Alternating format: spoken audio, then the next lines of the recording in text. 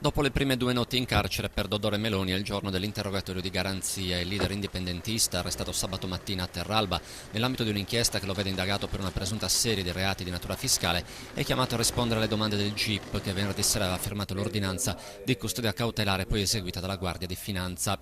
La prima preoccupazione è però ora quella di verificare lo stato di salute dei Meloni, che dal momento dell'arresto non tocca cibo e acqua, coerente col proposito di attuare lo sciopero della fame annunciato prima di essere condotto in carcere.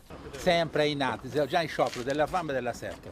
Motivata la preoccupazione espressa ai nostri microfoni dalla moglie. A me mi preoccupa il fatto che lui debba fare lo sciopero della fame, perché in salute non è che sia tanto a posto. Per la signora Giovanna nessun dubbio sul fatto che il marito porterà fino in fondo la protesta. Sì. Lo fa e come che lo fa. Di quello sono sicura non al 100% ma al 1000%.